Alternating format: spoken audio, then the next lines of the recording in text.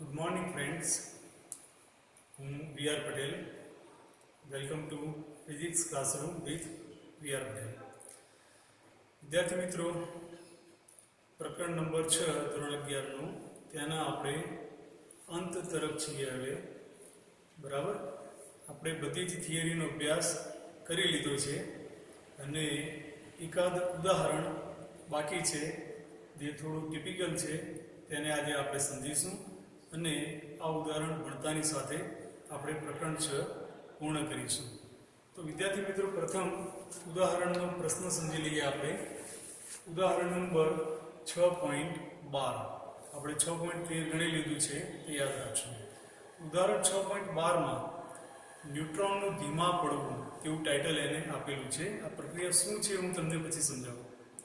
તો ન્યુક્લિયર રિએક્ટરમાં એક ઝડપી ન્યુટ્રોન જેનું વેગ લગભગ 10⁷ મીટર પર સેકન્ડ, બહુ ઘણો મોટો વેગ થયો, ને 10⁻³ મીટર પર સેકન્ડ જેટલો ધીમો પાડવો જરૂરી છે. ન્યુટ્રોનને ધીમો પાડવો જરૂરી છે કે જેથી તેની 92 યુરેનિયમ 235 સમસ્થાનિક સાથે આંતરક્રિયાની સંભાવના ખૂબ વધે અને વિખંડન અને તેનું વિખંડન થાય. દર્શાવો કે ડ્યુટેરિયમ કે કાર્બન જેમનું દળ ન્યુટ્રોનના દળ કરતાં ફક્ત થોડા ઘણું જ વધારે હોય છે, તેમની સાથે સ્થિતિસ્થાપક અથડામણ દરમિયાન ન્યુટ્રોન તેમની મોટાભાગની ગતિ ઉર્જા ગુમાવી શકે છે. આ વાત આપણે સાબિત કરવાની છે વિદ્યાર્થી મિત્રો. હલકા ન્યુક્લિયસ બનાવતા પદાર્થ જેવા કે ભારે પાણી, D2O અથવા ગ્રેફાઇટને મોડરેટર કહે છે. હવે આ વાતને આપણે બરાબર સમજીએ. આ પ્રક્રિયા ન્યુક્લિયર ચેન રિએક્શન તેની પ્રક્રિયાની વાત થઈ વિદ્યાર્થી મિત્રો, કે જેની અંદર ન્યુટ્રોન્સની યુરેનિયમના સમસ્થાનિક સાથે ટકરાવી અને તેનું ચેન રિએક્શન પ્રક્રિયા તેની અંદર શરૂ કરવાની હોય છે. પણ જો ન્યુટ્રોન ફાસ્ટ હોય તો તે પ્રક્રિયા કર્યા સિવાય જ ગર્ભમાંથી બહાર નીકળી જાય તેવું બને. તો પ્રક્રિયા થાય તેની સંભાવના વધે, તેટલા માટે ન્યુટ્રોન્સને ધીમા પાડવા, સ્લો કરવા જરૂરી છે. તો ન્યુટ્રોનની ગતિને ધીમા પાડવા માટે સમગ્ર રિએક્ટરના કોરની અંદર મોડરેટર કહેવાતા દ્રવ્ય ભરવામાં આવતા હોય છે. તો વિદ્યાર્થી મિત્રો, મોડરેટરમાં ડ્યુટેરિયમ એટલે કે D2O, જેને આપણે ભારે પાણી કહી શકીએ, તે ઉપરાંત કાર્બન, તે ઉપરાંત ગ્રેફાઇટ જે કાર્બનનું સ્વરૂપ છે, તો આ પ્રકારના દ્રવ્યો ભરવામાં આવતા હોય છે. તો આપણે એ સાબિત કરવાનું છે કે ન્યુટ્રોન, ગતિ ઉર્જા ધરાવતા ન્યુટ્રોન્સ આ મોડરેટર દ્રવ્ય સાથે ટકરાય, સન્મુખ સંઘાત અનુભવે ત્યારે તે પોતાની મોટાભાગની ગતિ ઉર્જા ગુમાવે છે.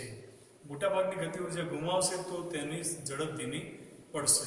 તો આ વાત આપણે સાબિત કરશું પ્રથમ ડ્યુટેરિયમ માટે. તો વિદ્યાર્થી મિત્રો, ન્યુટ્રોનની પ્રારંભિક ઝડપ જો V1I ધારી લઈએ આપણે, તો તેના પરથી ન્યુટ્રોનની પ્રારંભિક ગતિ ઉર્જાનું સૂત્ર આપણે અહીંયા લખી શકીએ K1I = 1/2 m1 V1I². ગતિ ઉર્જાનું સૂત્ર છે, તમે જાણતા હશો. આ પ્રક્રિયામાં ન્યુટ્રોન એ m1 દળનો પદાર્થ ધારીશું, જે V1I વેગથી m2 દળના પદાર્થ સાથે ટકરાય છે.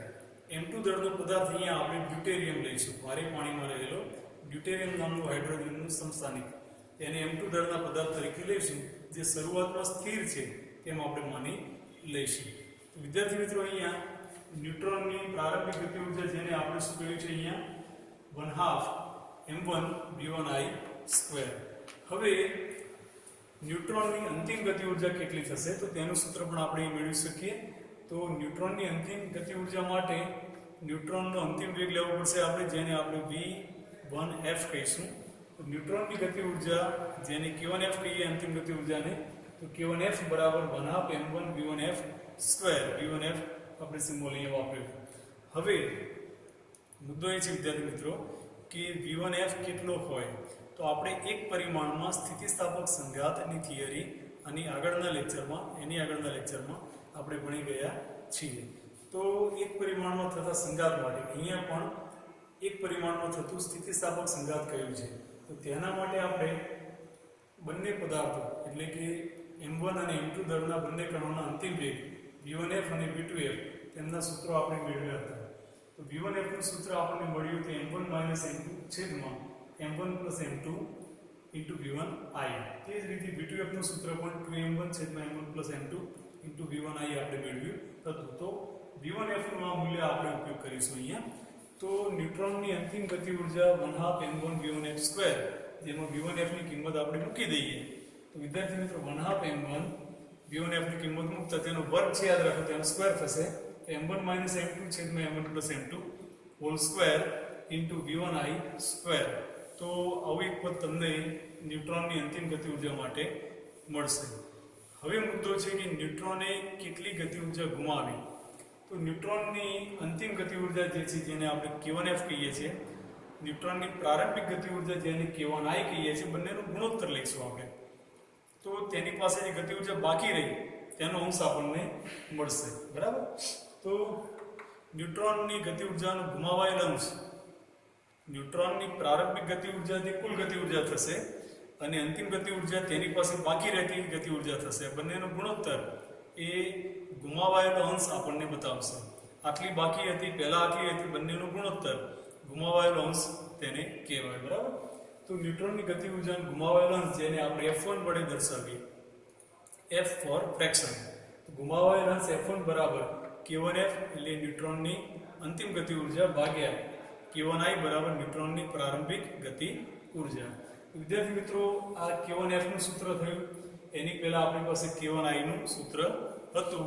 બંનેનો જો ગુણોત્તર લઈએ, K1F ભાગ્યા K1I કરીએ તો બંનેમાં જુઓ તમે 1/2 m1, અહીંયા પણ 1/2 m1 આવે છે જે ઉડી જશે. અહીંયા V1I એનો વર્ગ અને અહીંયા પણ V1I નો વર્ગ, એ પણ બંને પોઈન્ટ કેન્સલ થઈ જશે. બાકી રહેશે અહીંયા m1 m2 છેદમાં m1 પ્લસ m2 એનો સ્ક્વેર. તો ગુમાવાયેલ અંશ m1 m2 છેદમાં m1 plus m2 whole square આટલું અહીંયા બાકી રહેશે. આ મૂલ્ય આપણને ગુમાવેલ અંશ તરીકે પ્રાપ્ત થયું. હવે મુદ્દો એ છે વિદ્યાર્થી મિત્રો કે આનો અંશ કેટલો છે, તેનું મૂલ્ય આશરે કેટલું હોય તેને આપણે ટકાવારીમાં અભ્યાસ કરશું. તો ડ્યુટેરિયમ આપણે પહેલા લઈએ છીએ. તો ડ્યુટેરિયમ માટે M2 એટલે કે મોડરેટર જે સ્થિર દળ હતું તેનું મૂલ્ય, તેનું દળ, ડ્યુટેરિયમનું દળ એ ન્યુટ્રોનના દળ કરતાં લગભગ 2 ગણું હોય. કારણ કે ન્યુટ્રોન અને પ્રોટોનના દળ સરખા જ હોય. ડ્યુટેરિયમની અંદર એક પ્રોટોન અને એક ન્યુટ્રોન હોય. બરાબર. તો બંનેનું કુલ દળ એ ન્યુટ્રોનના દળ કરતાં લગભગ 2 ગણું થશે. તો M2 બરાબર 2m1 આપણે એના માટે લઈ શકીએ. તો આ સૂત્રમાં M2 ની જગ્યાએ 2m1 મૂકીએ તો m1 m2 ની જગ્યાએ આપણે અહીંયા લખી દીધું F1 બરાબર m1 m2 ની જગ્યાએ લખી 2m1 છેદમાં પણ m1 m2 ની જગ્યાએ લખી દઈએ 2m1 બરાબર હોલ સ્ક્વેર. તો અંશમાં m1 2m1 એટલે -m1 બાકી રહેશે, ખરું? અને છેદમાં m1 2m1 એટલે 3m1 બાકી રહેશે. આખાનો વર્ગ તો છે જ. ઓકે. તો m1 કેન્સલ થઈ જાય તો -1/3 એવું અહીંયા મૂલ્ય બાકી રહે અને તેનો વર્ગ કરીએ આપણે તો ઋણ ચિહ્ન ધન થઈ જશે. વર્ગ કરીએ એટલે ઋણ સંખ્યા ધન બની જાય. તો અંશમાં 1 અને છેદમાં 3 નો વર્ગ 9 એટલે કે 1/9 બાકી રહે. તો તેને ગુમાવેલો અંશ જે છે, ન્યુટ્રોને ગુમાવેલ ગતિ ઉર્જાનો અંશ અહીંયા 1/9 જેટલો આપણને પ્રાપ્ત થયો. બરાબર. આ આંશિક મૂલ્ય થયું વિદ્યાર્થી મિત્રો. તેને ટકાવારીમાં ફેરવી શકાય. તો આ જ મૂલ્યને જો 100 વડે ગુણી દેવામાં આવે, જો તમે 1/9 એને 100 વડે ગુણશો, બરાબર, અને સાદુરૂપ આપશો તો તમને જે મૂલ્ય મળશે એ 11.1111 આવું મૂલ્ય મળશે. 11.1111. તો આ મૂલ્ય જે છે એની પર્સન્ટેજ વેલ્યુ થઈ, ટકાવારીમાં કિંમત થઈ, જે મેં અહીંયા એપ્રોક્સિમેટલી 11.1% દર્શાવેલી છે. તો વિદ્યાર્થી મિત્રો, અહીંયા સુધી તો બરાબર છે.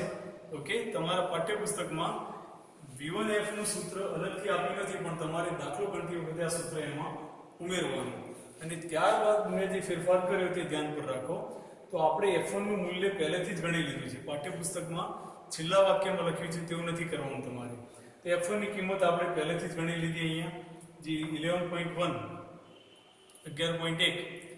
જેટલી આપણને પ્રાપ્ત થઈ. ટકાવારીમાં કિંમત તમારે શોધવી જરૂરી છે. તો 11.1% એ ન્યુટ્રોન પાસે બાકી રહેતી ઉર્જા આપણને મળી. બરાબર.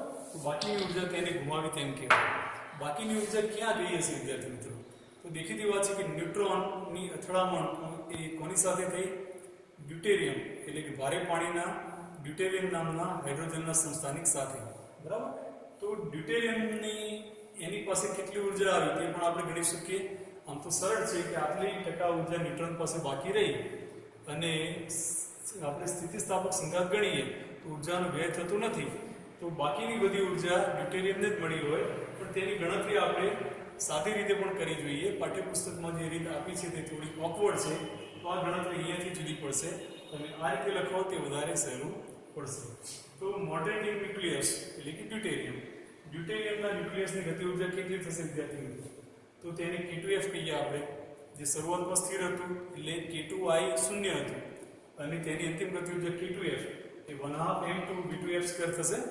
તો m2 દળના કણનો અંતિમ વેગ એને આપણે v2f કહીએ છીએ, તો તેની ગતિ ઉર્જા 1/2 m2v2f².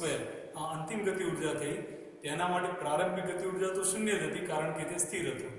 અંતિમ ગતિ ઉર્જા K2F બરાબર 1/2 m2v2f². વિદ્યાર્થી મિત્રો અહીં v2f ની કિંમત મૂકવાની થશે. તો આ બાબત પણ આપણે એક પરિમાણમાં થતા સ્થિતિસ્થાપક સંઘાતની અંદર ભણી ગયા છીએ. અને v2f નું સૂત્ર તમે તેમાં યાદ રાખ્યું હશે કે 2m1/m1+m2 × v1I એવું સૂત્ર આપણને મળે છે વિદ્યાર્થી મિત્રો. તો આ કિંમત પણ જો આપણે આ સૂત્રમાં મૂકી દઈએ v2f ની જગ્યાએ તેનો વર્ગ થશે. તો 1/2 m2 તેમના તેમ રહેશે. બરાબર. આ પદ v2f નો વર્ગ થશે એટલે 2m1 એનો વર્ગ 4m1² /m1+m2 સ્ક્વેર ઇન્ટુ શું આવશે અહીંયા v1I. તો v1I એનો પણ સ્ક્વેર અહીંયા આવશે. બરાબર. હવે આપણે શું કરવાનું છે વિદ્યાર્થી મિત્રો? મોડરેટિંગ ન્યુક્લિયસે મેળવેલ ગતિ ઉર્જાનો અંશ. એકચ્યુઅલી ન્યુટ્રોને જે ગુમાવી તે મોડરેટિંગ ન્યુક્લિયસને મળેલી છે વિદ્યાર્થી મિત્રો. તો તેને કેટલો અંશ મળ્યો? બરાબર. તેનો આપણે જો અહીંયા ગણતરી કરીએ, બરાબર, એકચ્યુઅલી જેને આપણે ન્યુટ્રોને ગુમાવેલ ગતિ ઉર્જાનો અંશ કહીએ છીએ તે પ્રારંભિક ન્યુટ્રોન આપણે સમજીશું. બરાબર. તો તેની પાસે જે બાકી રહી તે એને ગુમાવી નથી. જે તેની પાસે બાકી નથી વધી તે ગુમાવી છે ખરેખર તેને. બરાબર. તો એકચ્યુઅલી ન્યુટ્રોન પાસે બાકી રહેતી ગતિ ઉર્જાનો અંશ કહેવાય, પણ પાઠ્યપુસ્તકમાં આવો શબ્દ વાપરેલો છે. તો તમે તેને ગુમાવેલ ગતિ ઉર્જા ન કહેતા તેની ન્યુટ્રોન પાસે બાકી રહેતી ગતિ ઉર્જાનો અંશ લખશો તો પણ ચાલશે. બરાબર. ખરેખર તેની જે ઉર્જા ગુમાવી તે તો મોડરેટિંગ ન્યુક્લિયસ એટલે કે ડ્યુટેરિયમને પ્રાપ્ત થયેલી છે. તો મોડરેટિંગ ન્યુક્લિયસ એટલે કે ડ્યુટેરિયમને પ્રાપ્ત થયેલી ગતિ ઉર્જા એ જ ખરેખર ન્યુટ્રોનને ગુમાવેલી ગતિ ઉર્જા થઈ. ન્યુટ્રોનને ગુમાવેલી ઉર્જા ગતિ ઉર્જા થશે. બરાબર. અને જેને ગુમાવેલી પાઠ્યપુસ્તકમાં લખેલું છે તે ખરેખર શું છે ભાઈ વિદ્યાર્થી મિત્રો? ન્યુટ્રોન પાસે બાકી રહેતી ગતિ ઉર્જા છે. બરાબર. તો તમે લખાણમાં આ મુજબ ફેરફાર કરશો તો વાંધો નહીં. બરાબર. તમે આ પ્રમાણે લખાણમાં પરિવર્તન કરી શકો છો. તો વિદ્યાર્થી મિત્રો અહીંયા મોડરેટિંગ ન્યુક્લિયસે મેળવેલ ગતિ ઉર્જા એનો જે અંશ છે, એનો ફ્રેક્શન છે, એનો ગુણોત્તર છે. f એટલે ફ્રેક્શન એટલે ગુણોત્તર. ઓકે. તો K2F એટલે ડ્યુટેરિયમની ગતિ ઉર્જા K2F ભાગ્યા K1I. K1I શું છે અહીંયા? શરૂઆતમાં જે ન્યુટ્રોનની ગતિ ઉર્જા હતી તે કુલ ગતિ ઉર્જા તેને કહી શકીએ, જે પછીથી ન્યુટ્રોન અને ડ્યુટેરિયમમાં બે ભાગમાં ડિવાઈડ થઈ. તો એમાંથી ડ્યુટેરિયમને કેટલી મળી થઈ? તો K2F ભાગ્યા K1I. તો K2F નું સૂત્ર તમારી પાસે છે અહીંયા જમણી તરફ બહાર આવ્યું. બરાબર. અને K1I નું સૂત્ર પણ છે આપણી પાસે, જે શરૂઆતમાં આપણે શોધ્યું હતું. બરાબર. K2F ભાગ્યા K1I કરશો વિદ્યાર્થી મિત્રો તમે તો શું થશે અહીંયા? જુઓ તો સૌપ્રથમ 1/2 m2. બરાબર. એટલે 1/3 કેન્સલ થઈ જશે. 1/3 અહીંયા ઉડી જશે. અને ત્યારબાદ v1I² અહીંયા પણ v1I² હોવાથી તે પણ કેન્સલ થશે. પરંતુ m1 કેન્સલ. અહીંયા શું થશે? m2 છે અને m1 ની સ્ક્વેર છે. અહીંયા m1 આવે છે. બરાબર. તો m1 નો વર્ગ હોવાથી m1 ની એક ઘાત અહીં કેન્સલ થઈ જશે. m1 ની એક ઘાત કેન્સલ થઈ જશે એટલે કે m1 ની એક ઘાત વધે અને m2 ની પણ એક ઘાત જે હતી તે બાકી રહેશે. તો અહીંયા બાકી રહેતું પદ એમાં આ 4 તો રહેશે, તો 4m1 m2 અને આ છેદ પણ એમનો એમ રહેશે. તો m1 + m2 નો વર્ગ છેદમાં m ના એમ જળવાઈ રહેશે. બરાબર. હવે આપણે આને સાદુરૂપ આપવાનું છે. તો વળી એ જ વાત વિદ્યાર્થી મિત્રો, ડ્યુટેરિયમ જેનું દળ એ ન્યુટ્રોનના દળ કરતાં લગભગ 2 ગણું લઈ શકાય, જે આપણે વાત પહેલા જ કરી હતી કે ડ્યુટેરિયમ માટે m2 = 2m1 લઈ શકાય. એ જ કિંમતો અહીંયા મૂકીએ. m2 ની કિંમત આપણે અહીંયા મૂકી દીધી 2m1, બાકી બધું તેમના તેમજ. છેદમાં પણ m1 m2, m2 ની જગ્યાએ લખ્યા આપણે 2m1. તો પદ થયું 4m1 * 2m1 બરાબર, અને છેદમાં m1 + 2m1 એનો સ્ક્વેર, એને સાદું આપીએ તો અંશમાં 4 × 2 8, m1 * m1 એટલે m1 સ્ક્વેર, તો છેદમાં આવશે 8 m1 સ્ક્વેર છેદમાં m1 + 2m1 એટલે કે 3m1, એનો સ્ક્વેર કરવાનું છે આપણે, 3m1 એનો સ્ક્વેર થશે એટલે 9m1 સ્ક્વેર બને. બરાબર, m1 સ્ક્વેર કેન્સલ થાય એટલે બાકી વધે 8/9, 8/9. આને પણ જો ટકાવારીમાં ફેરવવું હોય તો આ પદને 100 વડે ગુણી દઈએ આપણે, તો અંશમાં 800/9 થશે. કેલ્ક્યુલેટરની મદદથી તમે શોધશો તો આ કિંમત તમને 88.8888 એવો આંકડો તમને મળશે. બરાબર, પાછળ બધા આંકડા આવશે તો તેને આપણે એક દશાંશ સ્થળમાં ફેરવીએ તો આશરે 88.9% લખી શકાય. વિદ્યાર્થી મિત્રો 88.9 એટલે આશરે 89% થયું. બરાબર, અને આ જે છે લગભગ 11% જેવું થયું. તો અહીંયા આપણે જોઈ શકીએ છીએ કે અથડામણ બાદ શું થયું વિદ્યાર્થી મિત્રો? ન્યુટ્રોનની જે કુલ ગતિ ઉર્જા હતી તેમાંથી 11% હિસ્સો તેની પાસે બાકી રહ્યો. માત્ર 11% ગતિ ઉર્જા તેની પાસે બાકી વધી અને 89% ગતિ ઉર્જા લગભગ 90% કહેવું તો કહી શકાય. તો 89% ગતિ ઉર્જા તેને ગુમાવી. આપણે આ જ વાત સાબિત કરવાની હતી કે અથડામણ દરમિયાન મોટાભાગની ગતિ ઉર્જા ગુમાવી શકે છે.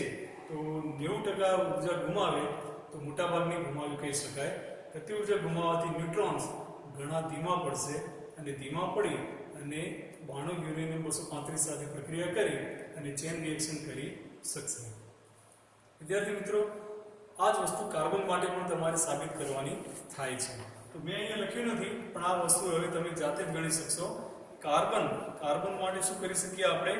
કાર્બનનું દળ જે છે, બરાબર, તે કાર્બનની અંદર 6 પ્રોટોન 6 ન્યુટ્રોન હોય. બરાબર, એટલે ન્યુટ્રોનના તેના દળ કરતાં 12 ગણું દળ થાય એનું.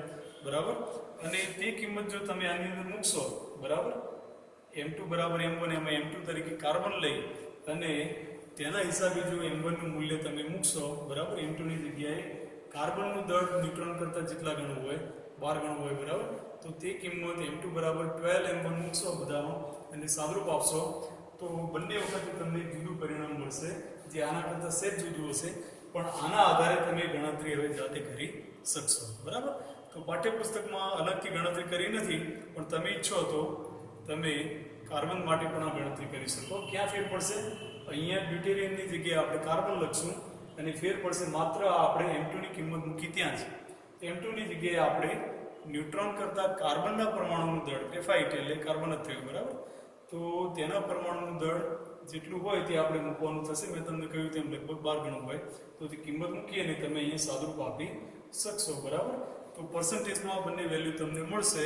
કાર્બન માટે F1 ફ્રેક્શન જે છે એ 72%, 71.6% મળતું હોય છે વિદ્યાર્થી મિત્રો, અને F2 ફ્રેક્શન 28 બાકી જે 28.4% તે F2 મળશે તમને. તો કાર્બન માટે ગણતરી તમે જાતે કરી લેશો.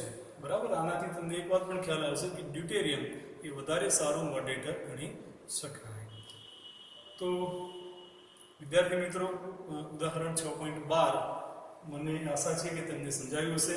બરાબર, પાઠ્યપુસ્તક કરતાં આપણે સહેજ જુદી ગણતરી અહીંયા કરેલી છે. બરાબર, ખાસ કરીને આ બીજા ભાગમાં ડ્યુટેરિયમ માટે જે આપણે કેલ્ક્યુલેશન કર્યું તે પાઠ્યપુસ્તક કરતાં સહેજ આપણે જુદી રીતે કર્યું છે, જે તમને લખવામાં સરળ લાગશે. બીજી પણ એક રીત કહું તમને, એકવાર ન્યુટ્રોન પાસે રહેતી ગતિ ઉર્જાનો અંશ તમને મળી ગયો પછી ડ્યુટેરિયમ પાસે રહેતી ગતિ ઉર્જાનો અંશ જો શોધવો હોય તો સીધે પણ શોધી શકાય. F2 બરાબર કુલ ગતિ ઉર્જા 100 હોય. બરાબર, અને એમાંથી આપણે કિંમત બાદ કરીએ તો 100 - 11.1 એમ કરીને પણ તમે 88.9% જવાબ લાવી શકો. બરાબર, પાઠ્યપુસ્તકમાં જ વાત કરેલી છે, તેમને ટકાવારીમાંની ફ્રેક્શનમાં લીધું છે અને એટલા માટે તેમણે શું લખ્યું છે? F2 બરાબર 1 - F1. તો આ એ જ વાત થઈ. આપણે પર્સન્ટેજમાં લખ્યું એટલે બંને 100 વડે ગુણ્યા. બરાબર, 100 વડે ના ગુણીએ તો આ સૂત્ર 1 - F1 મળે. તો એવું કરી શકાય, પણ સૂત્ર તમને સમજાય. બરાબર, એટલા માટે આપણે આખી પ્રક્રિયા પૂરી વિસ્તારથી લખેલી છે. તો આ પ્રમાણે અવશ્ય દાખલો નોટબુકમાં નોંધી લેશો.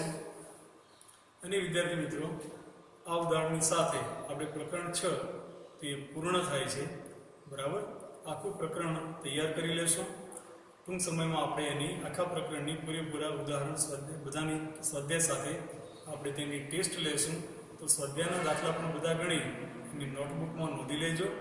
જો કોઈ દાખલો તમને ન સમજાય તો તમે મને મેસેજ કરી અને તે દાખલો તમે પૂછી શકો છો વિદ્યાર્થી મિત્રો. હું તેનો આન્સર તમને આપીશ. બરાબર, તો બધા જ ઉદાહરણ, સ્વાધ્યાયના દાખલા અને આપણે જે હોમવર્ક તરીકે આપેલા છે તે બધા જ પ્રશ્નો એ તમે તૈયાર કરી લેશો.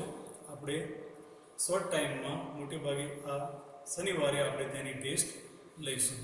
ઓકે, અને પછીથી આપણે નવું પ્રકરણ શરૂ કરવાનું, આવતીકાલથી નવું પ્રકરણ આપણે શરૂ કરી દઈશું. ઓકે.